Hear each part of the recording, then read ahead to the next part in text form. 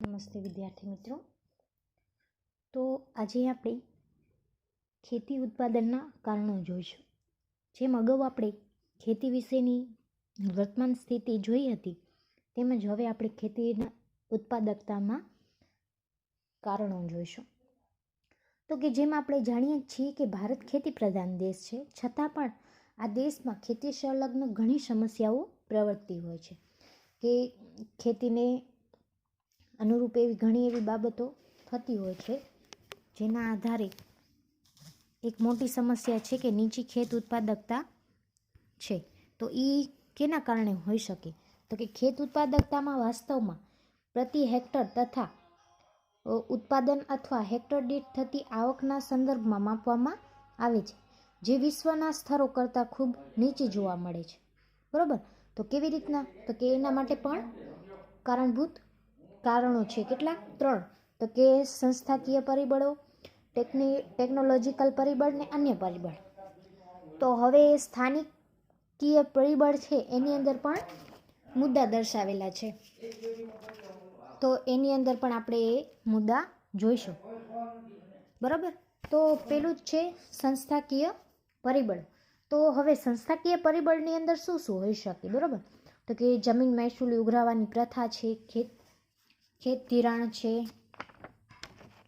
કૃષિ પેદાશોને વેચાણ વ્યવસ્થા, ગ્રામીણ સમાજ વ્યવસ્થા વગેરે જેવી બાબતો હોઈ શકે છે. બરાબર? જેમ કે ભારતમાં ખેડૂતો જે સ્થાનિક માળખામાં રહી ખેતી કરે છે, તેને અસરકારક ભૌતિક, સામાજિક, આર્થિક અને કાયદાકીય પરિબળોને સંસ્થાકીય પરિબળો કહેવામાં આવે છે. તમને એક માર્ક્સમાં પૂછાઈ શકે કે સંસ્થાકીય પરિબળ એટલે શું? તો કે ભારતના ખેડૂતો જે સંસ્થાકીય માળખામાં રહી ખેતી કરે છે, તેને અસર કરતા ભૌતિક, સામાજિક, આર્થિક અને કાયદાકીય પરિબળોને સ્થાનિક પરિબળો કહેવામાં આવે છે. હવે ભારતમાં આવા પરિબળો ખેતી માટે અવરોધરૂપ હોઈ શકે. તો ખેતીનો વિકાસ સતત ઓછો અથવા તો નિમ્ન સ્તરનો રહ્યો છે, જેથી ખેતીની નીચી ઉત્પાદકતા જોવા મળતી હોય છે. તો હવે આ સંસ્થાકીય પરિબળોમાં અંગ્રેજોએ દાખલ કરેલા જમીન મહેસૂલી ઉઘરાવવાની જમીન પ્રથા, મહાલવારી પ્રથા, રૈયતવાડી પ્રથા, ખેત ધિરાણની સવલતો, ખેત પેદાશોની વેચાણ વ્યવસ્થા, વાહન વ્યવહારની સગવડો, જમીન માલિકીની પ્રથા વગેરેનો સમાવેશ એમાં કરવામાં આવેલો હતો. તો આવા સંસ્થાકીય પરિબળો અથવા તો નકારાત્મક રહેવાને કારણે ભારતમાં ખેતી ક્ષેત્ર છે એ કેવું નીચી ખેત ઉત્પાદકતા જોવા મળે છે. તો એની અંદર પહેલો મુદ્દો છે જમીન મહેસૂલી ઉઘરાવવા માટે. તો તમને આ મહેસૂલી શબ્દ ઉપરથી તમે જો એક વાકેફ બસો, કેમ કે તમને પહેલાં પણ જ્યારે 9-10માં ભણતા ત્યારે તમને સમાજ વિદ્યામાં આ શબ્દ આવી ચૂકેલો હશે. બરાબર?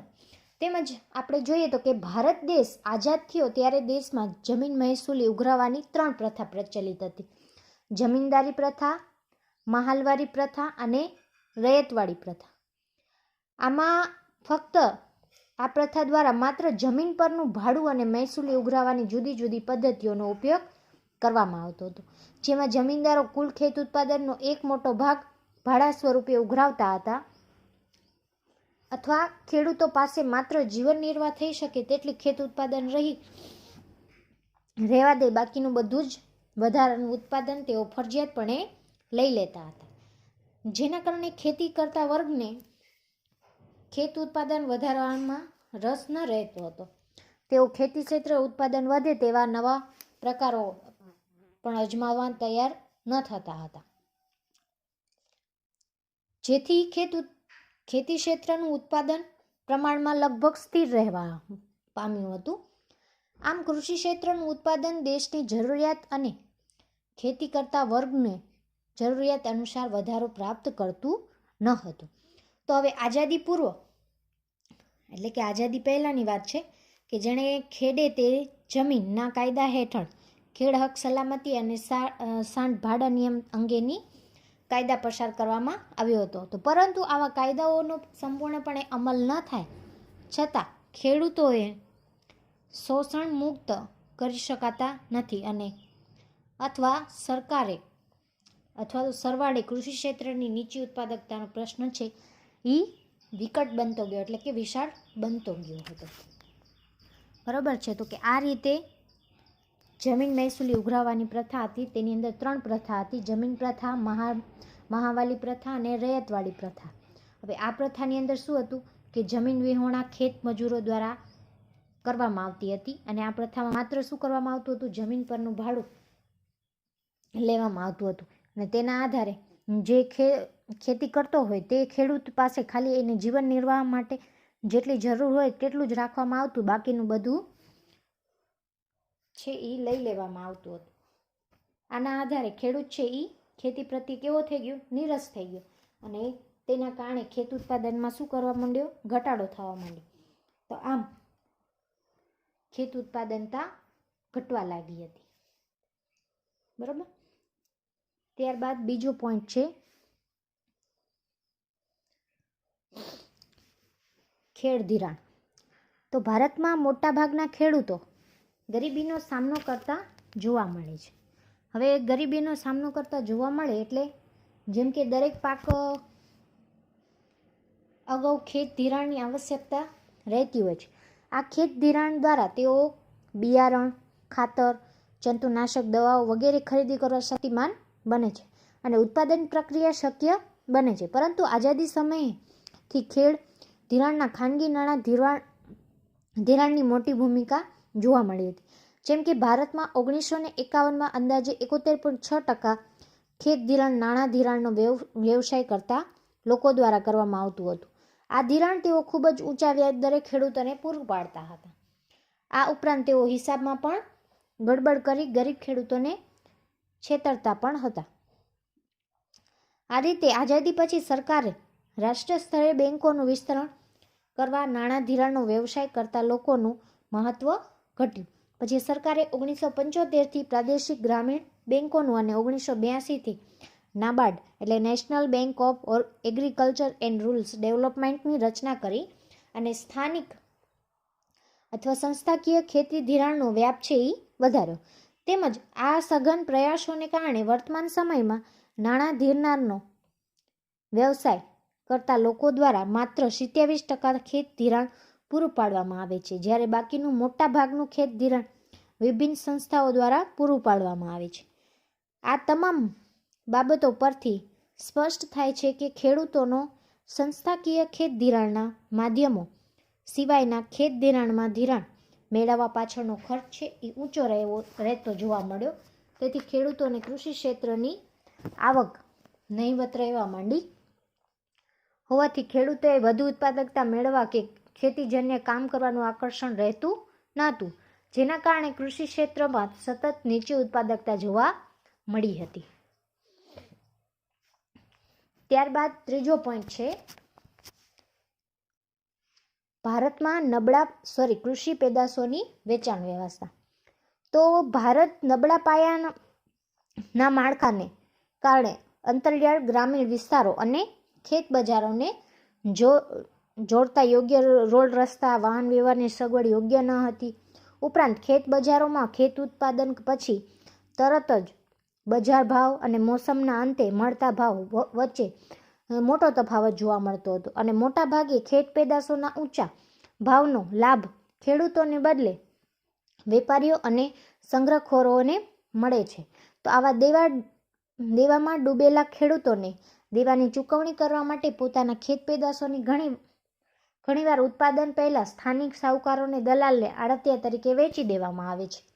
તેમજ ખેડૂતો ઓછા માહિતગાર હોવાથી બજાર અંગે જાણકારી, બજાર ભાવ અંગેની જાણકારી, બજારમાં વેચાણની પદ્ધતિની જાણકારી વગેરે ન ધરાવતા હોઈ શકે તો પોતાના ખેત ઉત્પાદનનું સારું વળતર મેળવી શકતા નથી, જેના કારણે તેઓ નિરાશાવાદી બનતા હોય છે. બરાબર છે. ત્યારબાદ છે ગ્રામીણ સમાજ વ્યવસ્થા. તો કે ભારતમાં ખેડૂતો મોટા ભાગે પ્રાલબ્ધવાદી અને અપૂરતી માહિતી ધરાવતા હોય છે કે એ પોતાનું ધાર્યું કરતા હોય અને એક તો અપૂરતી માહિતી ધરાવતા હોય. એટલે ગ્રામીણ સમાજ જૂનવાણી પરંપરાઓ અને વ્યવસ્થાઓથી બંધાયેલું હોય છે. તેઓ મૂળભૂત રીતે પ્રાલબ્ધવાદી હોઈને ઈશ્વરે આપેલ સમસ્યાઓ અથવા અભાવપણાનો સ્વીકાર કરી લે છે. જેથી તેઓ પોતાના જીવન નિર્વાહ પૂરતી ખેતી કરીને સંતોષ રહેતા હોય છે. તેઓ આર્થિક વિકાસ કરવા, ખેતીનો વિકાસ કરવા અથવા તો આવક વૃદ્ધિ કરવા જેવી પ્રેરણાઓ હોતી નથી. તેના કારણે ગ્રામીણ અર્થતંત્રનું કેન્દ્ર એવું કૃષિ ક્ષેત્ર નીચે ઉત્પાદકતા ધરાવે છે. હવે ગ્રામીણ સમાજની વ્યવસ્થા કેવી હતી?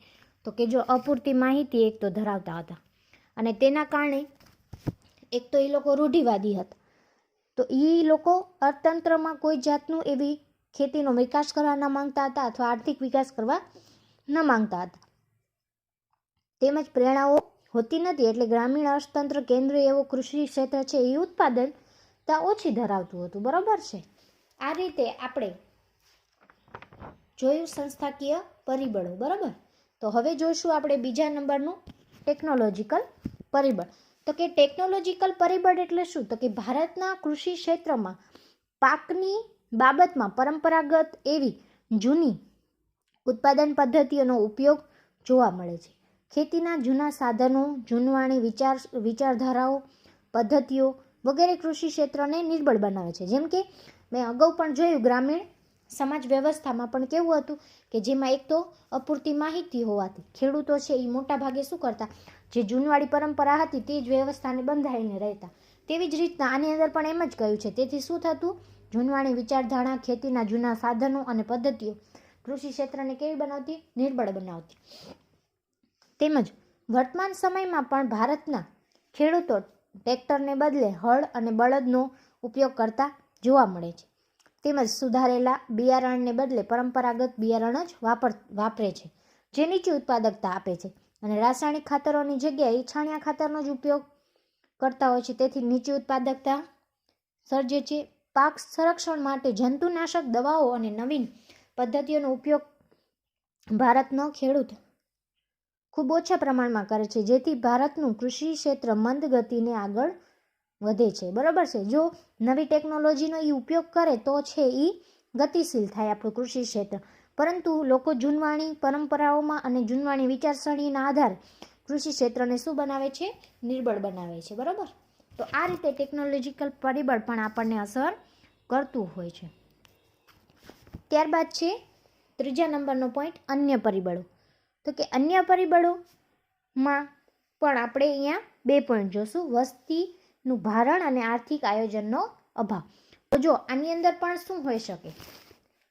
તો કે ભારત વસ્તીના ભારણની અંદર જે વસ્તી છે એ આપણા ભારત દેશની દિવસે ને દિવસે વધતી જાય છે. બરાબર છે.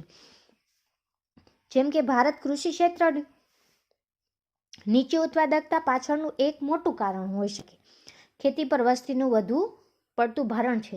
તો કૃષિ ક્ષેત્ર પર વસ્તીનું વધુ પડતા ભારણને કૃષિ ક્ષેત્ર પર રોજગારી માટે નભતા લોકોનું પ્રમાણ આધારે સમજી શકાય છે.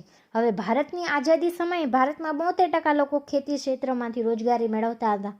આ ટકાવારી દિવસે ને દિવસે ઘટતી ગઈ. જેમ કે 2001માં ઘટીને કેટલી થઈ? કે 58%. પછી 2013-14માં કેટલી થઈ? તો ખેતી ક્ષેત્રમાં રોજગારી મેળવતી વસ્તીનું પ્રમાણ 49% નોંધવામાં આવ્યું. આમ ખેતી ક્ષેત્ર પર રોજગારીનું ભારણ છે એ ઘટતું જોવા મળતું હતું. બરાબર. તો આ રીતે અન્ય ક્ષેત્રો હતા ખૂબ જ વધુ હતા અને વિદેશોની તુલનામાં ખૂબ ઊંચું જણાય છે. અહીં ખેતી ક્ષેત્રે આપણે કુલ ઉત્પાદનનું જે પ્રમાણ મેળવે છે તેને વધુ પડતી વ્યક્તિઓ વચ્ચે ઉત્પાદન અથવા આવક સ્વરૂપે વહેંચાયેલું હોવું જોઈએ, જે શ્રમની ઉત્પાદકતા ઘણી નીચી જોવા મળે છે. આના કારણે પણ ઘણી ઓછી જોવા મળે છે કૃષિ ક્ષેત્ર. બરાબર, ઉત્પાદકતા. ત્યારબાદ બીજો પોઈન્ટ છે આર્થિક આયોજનનો અભાવ. તો આર્થિક આયોજનનો અભાવની અંદર શું હોઈ શકે? તો જો પહેલેથી કરીને આપણે આયોજન બનાવતા ન હોય તો પણ પરિસ્થિતિ એવી સર્જાતી હોય છે. તો હવે ભારત સરકારે પ્રથમ પંચવર્ષીય યોજના